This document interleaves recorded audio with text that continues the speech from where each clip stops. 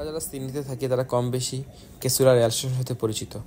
কেসুলা rail স্টেশনের কিছু ঘটনা আছে যেটা আমি গতকালকে রাতে ওই স্টেশনে নামার পরে দেখলাম খুব নীরব।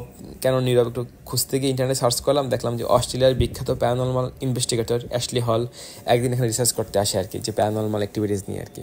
তখন তিনি দেখতে পায় হচ্ছে যে এখানে যেটা পাওয়ার স্টেশন আছে আর কি, আপনি দেখবেন হাতের ডান পাশে, আমি ছবিটা অ্যাড করে দিচ্ছি, ওইটা হচ্ছে 1950 সালে তৈরি করা হয়।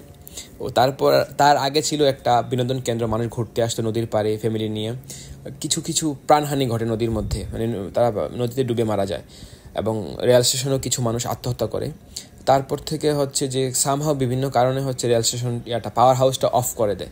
পাওয়ার হাউসটা অফ করে দেওয়ার পর এটাকে একটা আর্ট সেন্টার করে, এবং এই আর্ট সেন্টারে মূলত এখন কাহিনীগুলো হয়। যেমন আর্ট সেন্টারে আপনি অত্যাধিক গরম ফিল করা, হয়তো বা যারা কাজ করতে আসে থিয়েটারে তাদের পাশে হচ্ছে আপনি দেখবেন মিররের পাশে হচ্ছে একটা মানুষ দাঁড়ায় আছে সামহাও, অথবা আপনি মানসিক একটা প্রেশার অনুভব করা, চিল্লাচিল্লি শুরু করে দেয়, হঠাৎ করে কান্না করা।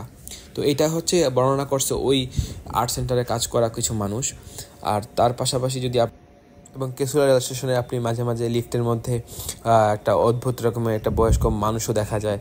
তো ওই রকম বিভিন্ন কাহিনী হয় আর কি। আমি হচ্ছে লিঙ্কগুলো সব অ্যাড করে দিব কমেন্টে। Thank you.